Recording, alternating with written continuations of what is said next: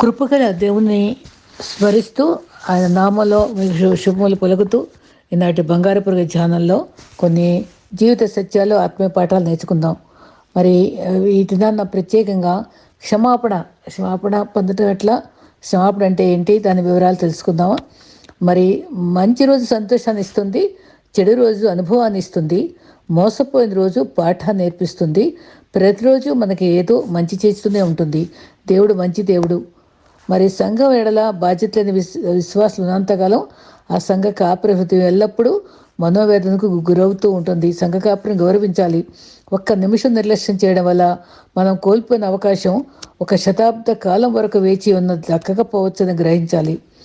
మరి ఒక గతంలో చెప్పిన మాటే మళ్ళీ జ్ఞాపకం చేస్తాను.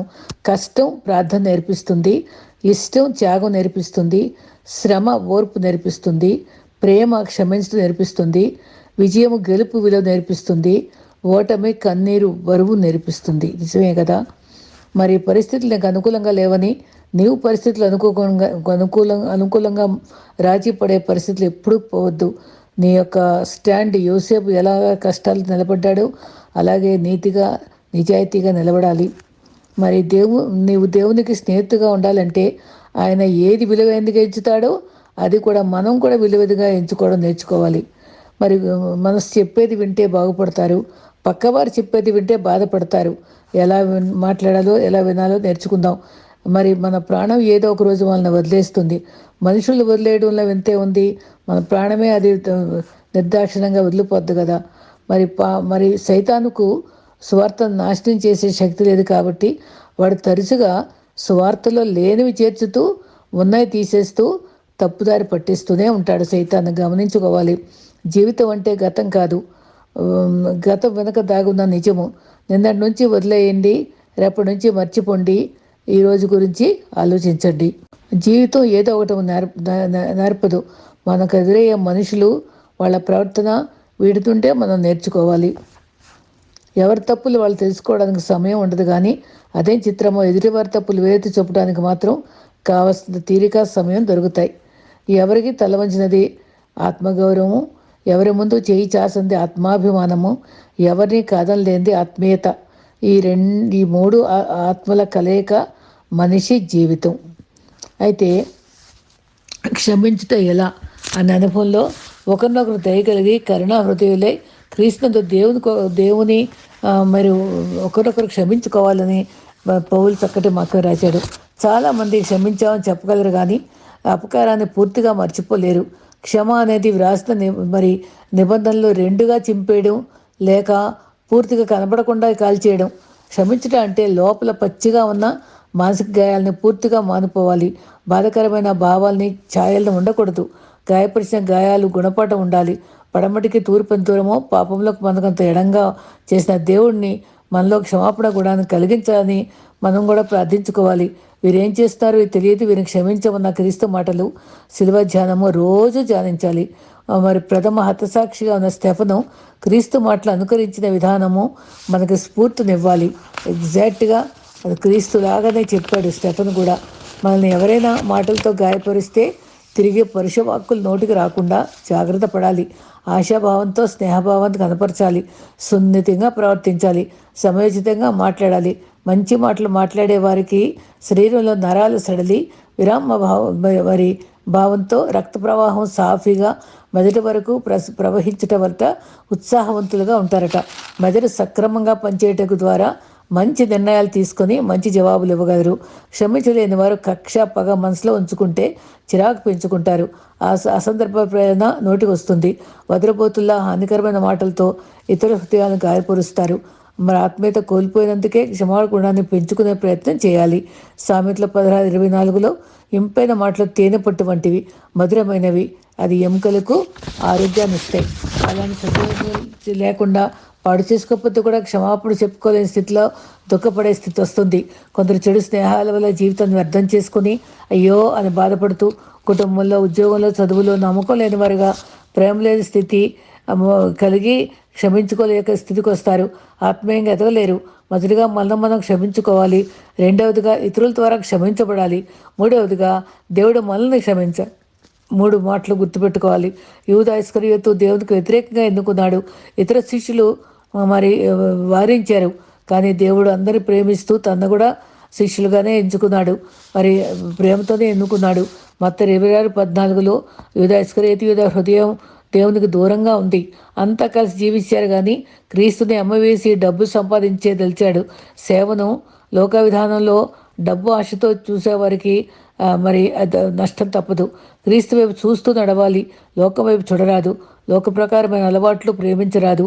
గెహాజీ ధనాశతో అబద్ధాలు చెప్పి కుష్టి పొందాడు కదా, అటువంటి శిక్ష మనకు రాకుండా జాగ్రత్త పడాలి. యూదా మరి ఇస్కరియోతు యూదా యాజకులతో బేరమాడాడు. అవకాశం దొరికినప్పుడు నాశనం చేసే హృదయం ఉండకూడదు. మత్తయి 26:47-50 వరకు ఆయన అప్పగించేవాడు గుర్తు చెప్పాడు. ముద్దు పెట్టుకున్నాడు. వారు పట్టుకున్నారు. యూదాలో చెడు విత్తనం మొలిచింది. చెడు మార్గంలో ప్రయాణించి పాపానికి బానిసయ్యాడు. మనలో కూడా మరి ముద్దు పెట్టి అప్పగించేవారు ఉంటానే ఉంటారు కనబడకుండా. క్రీస్తు అతని స్నేహితుడా అని సంబోధించి ప్రాణం పెట్టి వరకు క్షమించే మనసు క్రీస్తుకు ఉందని చూపించాడు. మత్తయి 27:3-8 వరకు యూదా పశ్చాత్తాపడి నిరపరాధ రక్తం అప్పగించా అని పాపం చేశా అన్నాడు. కానీ ఆ రక్త క్రయధనం కనుక కుమ్మరివాడు పొలం కొంటే అది రక్త పొలం అన్నారు. మొదటిగా యూదా బేరమడాడు, తర్వాత ముద్దు పెట్టి అప్పగించాడు. నీతిమండిని అప్పగించి బాధతోటి చివరికి ఉరివేసుకో పరిస్థితి వచ్చింది. అయితే అదే మన క్షమాపణ అడుగుంటే పేతురు వలె నిజంగానే మరి స్థితిలో మరణంకు స్థితి ఉండేది కాదేమో. ఆ కథ విభిన్నంగా ఉండేది.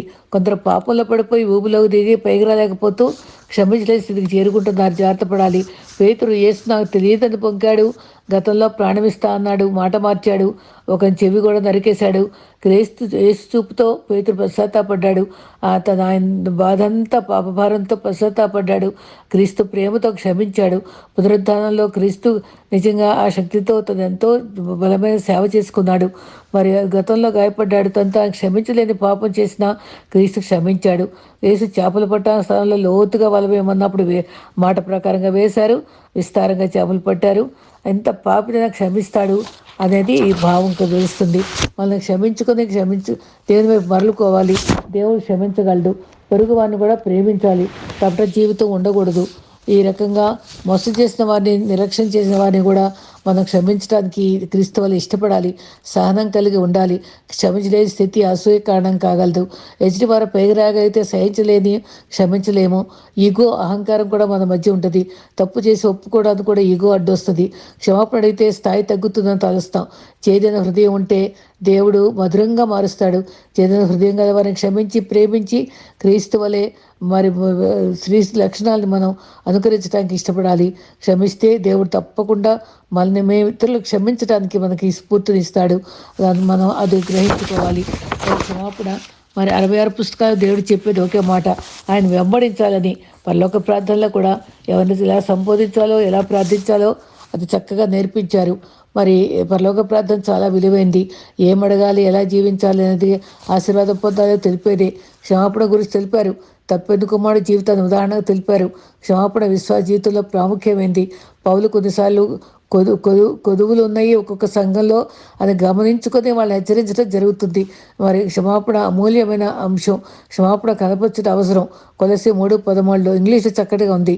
Bearing one another forgiving one another if anyone has a complaint against any other, even as Christ forgave you, you also must do అనే మాట ఇంగ్లీష్లో చాలా స్పష్టంగా ఉంది. మనం కూడా అలాగే ఇతరులను క్షమించుకునే అనుభవం ఉండాలి. సారీ చెప్పుటకు ఈగో అడ్డొస్తూనే ఉంటుంది. నిన్ను హింసించి బాధించిన వారిని కూడా క్షమించాలి. మరి 23వ వచనంలో ప్రభుకు భయపడాలి, అన్ని విషయాలు విధేయత చూపాలి, దీనత్వం, సాత్వికము, ప్రేమ అలంకారంగా ఉండాలి. ఎందుకు క్షమించాలని కూడా మనం ఆలోచించుకోవచ్చు. కానీ క్షమాపణ గురించి ఎక్కువగా తెలుసుకోవడం అవసరం. మీరు ఎవరితో అన్నా అసహనం కలిగి క్షమించలేని వారిగా ఉంటే, కోపము, అసూయ ఉంటే మరి అది గమనించుకోవాలి. ఎవరికి వారే అసహించుకునే వారిగా ఉంటారు. అందరితో కలిసి ఉండలేరు. వాళ్ళని మనం క్షమించుకోలేము. అప్పుడే వ్యాధులు సంక్రమిస్తాయి. మరి పరీక్షలు కూడా తేల్చాయి. మన శరీరంలోకి ద్రవాలు, కడుపు, లివరు, ఎసిడిటీ, అల్సర్లు కూడా, బీపీకి కూడా అవే కారణం. ఎవరైనా క్షమించలేని స్థితి ఉంటే అవి సరి చేసుకుంటే మనకు ఆరోగ్యం సరైపోద్ది. దేవుడు మనతో మాట్లాడగలడు. క్రీస్తు సిలువలో మొత్తం 3 ప్రార్థనలు చేశాడు ఆయన. ఆయన చేసిన ప్రార్థనలు మరి 2 ప్రార్థనలు ఒక్కొక్కసారి చేశాడు. మొదటి ప్రార్థన మాత్రము ప్రతి అనుభవంలో పదే పదే చేశాడు. 4వ ప్రార్థన ఏలి ఏలి లామ సబక్త ఒక్కసారే చేశాడు. చివరి ప్రార్థన ఒక్కసారే చేశాడు. మొదటి ప్రార్థన మాత్రము తండ్రి వీరేం చేస్తారో ఎరుగరు క్షమించమని మాటి మాటికి చెప్పుకుంటూనే ఉన్నాడు. ఆయన ప్రార్థన చేశాడు. పాపం బట్టి వచ్చేది అపరాధ భావం, ద్వేషము, అసూయ గనుక పాపం కలిగించిన భావం వల్లనే శిలువ వద్ద క్షమాపణ పొందాలి. మనం క్షమించగలడు. క్షమించాడని ప్రార్థించి విజ్ఞాపనను బట్టి 2 సందర్భాలు ఎదుర్కొంటాం. శిలువ చెంత క్షమాపణ పొందితే ఇతరులు కూడా క్షమించేయగలం. రక్షణ స్థిరత లేని వారైనా ఉండాలి, లేక ఏదన్నా బలహీనత వల్ల దాచుకొనే ఉండాలి, ఒప్పుకోలేక. అది కూడా సరిచేసుకోవాలి. అది ఈగో అడ్డొస్తే సారీ చెప్పడానికి మనం ఎప్పుడు ముందుండాలి. మరి నిజంగా యోసేపు జీవితాన్ని జ్ఞాపకం చేసుకుంటే అన్నలు కోపం తెచ్చుకుని గుంటలో పడేశారు చస్తాడని. కానీ తర్వాత బానిసగా అమ్మేశారు. పై వస్త్రాన్ని, నాన్న ఇచ్చిన వస్త్రాన్ని తీసేశారు. అక్కడ యేసుకి యోసేపుకి చాలా దగ్గర సంబంధాలు ఉన్నాయి. యేసు లక్షణాలు యేసు నమ్మినట్టు మరి యోసేపు వస్త్రాలు తీసేసి ఒంటెక్కి ఇచ్చారు, యేసునేమో సిలువెక్కి ఇచ్చారు. ఆయన వస్త్రాలు కూడా యేసు కూడా తీశారు. క్రీస్తు వస్త్రాలు 4 పంచుకున్నారు. ఒక వస్త్రం మాత్రము అవన్నీ 4 వస్త్రాలు పంచుకుంటే ఒకటి తల్లి నేసిన వస్త్రం, 5వ వస్త్రం ఆ శరీరానికి హృదయానికి హత్తుకుని ఉంటుంది.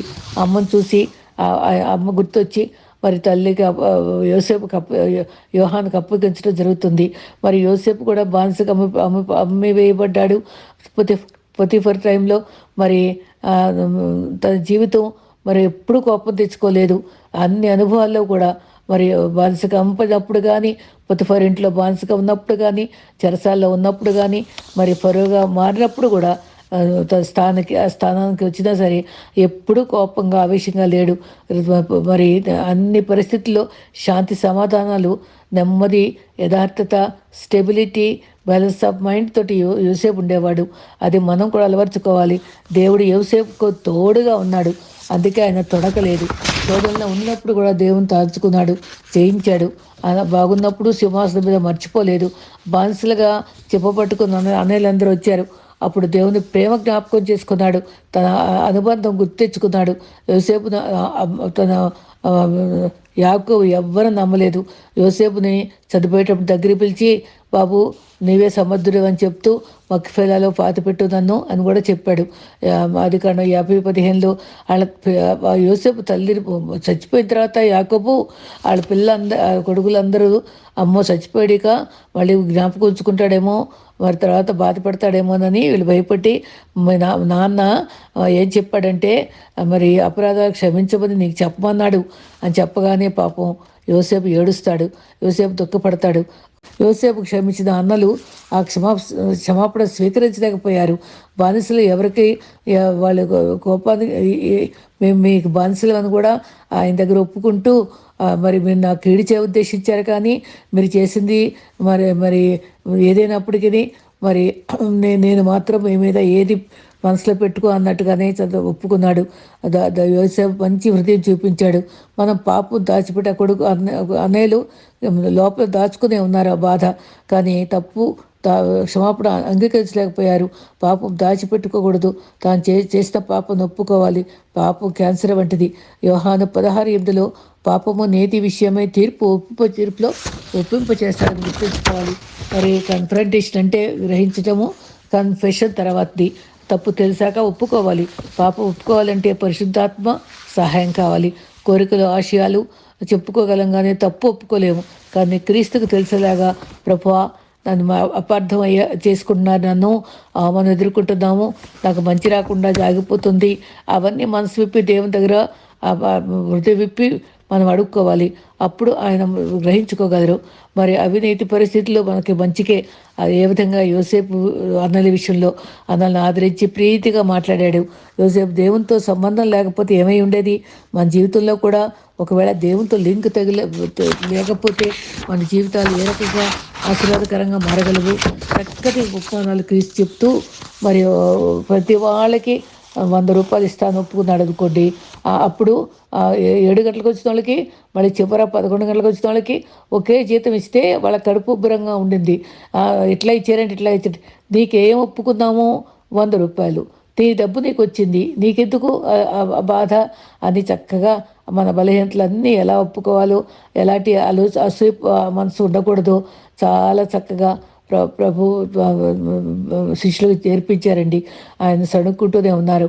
అయినప్పటికీ దేవుడు క్షమించటం గురించి ఆ తీరంతా కూడా మనం కూడా ఆయన ప్రేమను గ్రహించుకోవాలి. ఎన్నో ట్రైబల్ ఏరియాలో ఎంత చంపిన వాళ్ళ బిడ్డలే మళ్ళీ వెళ్ళి మిస్టరీస్గా సేవ చేసిన వైనం ఎంత ఉంది. గ్రహం అస్సాంలో ఉండే వాళ్ళు కూడా అంతే కదా, భార్య పిల్లలు ఇంకా సేవ చేస్తూనే ఉన్నారు. ఎంత క్షమండి, ఎంత ప్రేమ. ఆ క్షమాపణ ద్వారానే ప్రభు ఆశీర్వాదం ఇస్తాడు, అనేకులకు మాదిరికరంగా ఉంటారు. సరే, నేను ఈ సందర్భంలో లవ్ గాస్పుల్ వాళ్ళు దొంగల గురించి వివరాలు చెప్పారండి. అది చాలా ఆసక్తికరంగా ఉంది. అది క్లుప్తంగా చెప్పి ముగిస్తాను. సిలువలో ఇద్దరు దొంగలు ఉన్నారు కదా. ఒకడి పేరేమో గెస్టాస్,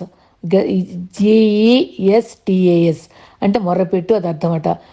తర్వాత మంచి దొంగ పేరేమో డిస్మాస్, DISMAS. దాని అర్థమేమో మరణము, అస్తమయము అని అర్థమట. బైబిల్లో లూకా మాత్రమే రాశాడు దొంగలు ఉన్నారు, ఆ సంభాషణ ఇది అని. కానీ మిగిలిన వాళ్ళు ఎవరు రాయలా. తర్వాత గాస్పుల్ ఆఫ్ నికోడెమస్, ఇది చరిత్రాత్మకంగా అది నిరూపించబడిన తర్వాత ఇది రాయబడిందండి. ఫస్ట్ బుక్ ఆఫ్ నికోడెమస్లో వారి పేర్లు చెప్పారు. సిలువ చరిత్రాత్మకం కనుక చరిత్రలో ఈ వివరాలన్నీ నిర్ధారించబడ్డాయి.